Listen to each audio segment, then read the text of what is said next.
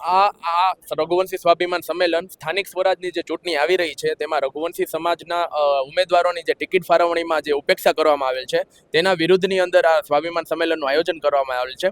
અને દર વખતે ભારતીય જનતા પાર્ટીની રઘુવંશી સમાજના કાર્યકરો તન મન ધનથી સહયોગ કરતા હોય છે અને વારંવાર દર ટર્મના અમને અલગ અલગ કમિટમેન્ટો આપવામાં આવતા હોય છે અને દર વખતે કમિટમેન્ટ ઉપર ભારતીય જનતા પાર્ટી ખડી ઉપરતી નથી. આ વખતે પણ અમારા વોર્ડ નંબર 1, 2, 3 જે અમારા રઘુવંશી સમાજનો ગઢ ગણાય તેની અંદર 100% અમારી ટિકિટ નક્કી હતી, પણ અંતિમ ઘડીએ ધારાસભ્ય શ્રી ડોક્ટર દર્શિતાબેન શાહના અંગત કાવા દાવાના હિસાબે અમારી ટિકિટ રદ કરવામાં આવેલ છે.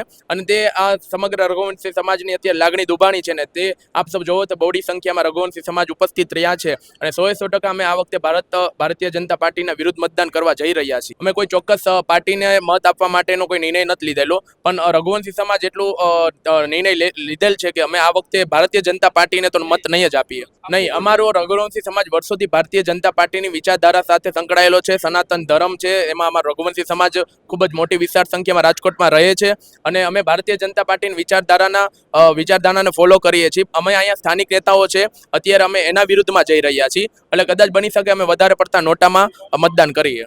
રાજકોટમાં અત્યારે હાલ 2.5 લાખથી પણ વધુ રઘુવંશી સમાજની વસ્તી અહીંયા ધરાવે છે અને અત્યારે અમે જોઈએ તો વોર્ડ નંબર 7, 9, 10 એમ કુલ 3 ટિકિટ ફાળવવામાં આવી છે અને 3ય ટિકિટ મહિલા ઉમેદવારોને ફાળવવામાં આવેલ છે. આમાં પણ બહુ મોટું રાજકારણ છે કે મેયર પદ આ વખતે જનરલ પુરુષ માટે અનામત છે. એટલે જો આ વખતે અમારો રઘુવંશી સમાજનો પુરુષ ઉમેદવાર હોત, એ ધારો કે કોઈ પણ વોર્ડમાં હોત, તો આ 100% આ વખતે મેયર રઘુવંશ સમાજનો બનાવવો પડે એવી સ્થિતિ હતી. અને આગામી દિવસોમાં 2027ની જો વિધાનસભાની ચૂંટણી આવી રહી છે એમાં 100% રઘુવંશી સમાજનો ધારાસભ્ય હશે તેવી અમે માંગણી ખૂબ જ મોટી વિશાળ સંખ્યામાં સંમેલનમાં કરવાના છીએ. ના, એવું નથી. અમારી જે રઘુવંશ સમાજની જે વસ્તી છે તે મુજબ અમને ટિકિટ જોઈએ છે. ઓછામાં ઓછી અમે માંગણી કરેલી છે 6 ટિકિટોની, એમાંથી 3 ટિકિટ જ ફાળવવામાં આવેલ છે. આ સંમેલનને સમર્થન આપવા માટે થઈને આ કરવામાં આવેલું છે કે ભારતીય જનતા પાર્ટી દ્વારા અમને કરેલો અન્યાય છે. આ જે રાજકોટની જે 3 લાખની વસ્તી ધરાવે છે તો દરેક વોર્ડની અંદર રઘુવંશી સમાજનું એક પોતાનું આગવું વિશિષ્ટ વ્યક્તિત્વ ધરાવે છે અને રઘુવંશી સમાજનો એક કંઈ એવો વ્યક્તિ નથી કે જે કોઈ કાર્યકર્તા એવો નથી કે કંઈ વોર્ડમાં ન હોય. તો જે તે વોર્ડની અંદર જે કાર્યકર્તા છે એ કાર્યકર્તાઓને ટિકિટ આપવી જ જોઈએ અને રઘુવંશી સમાજની માંગ છે. એવું તો નથી કે કંઈ કાર્યકર્તા નથી અને તમે બીજા કોઈને આપો છો તો બરાબર છે.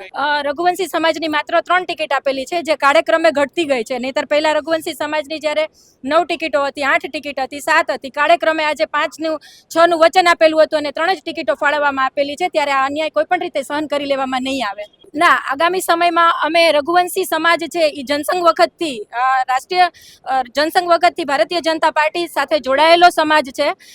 રઘુવંશી સમાજ છે એ ડાઈ પ્રજા છે, સાણી પ્રજા છે અને હંમેશના માટે ખભેથી ખભા મિલાવી અને એને કમળને ખીલવતું રાખ્યું છે અને આગળ પણ રાખશે.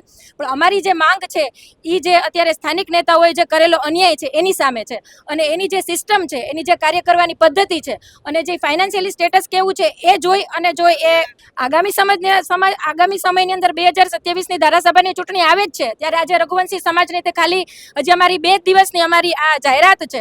આગામી સમયમાં અને ટૂંક સમયની અંદર અમે હજી વધારે પડતા મોટા સંમેલનો પણ કરશું અને ધારાસભાની ચૂંટણીની અંદર અમારી જ ટિકિટ છે અને અમે અમારી ટિકિટ લઈને જ રહેશું.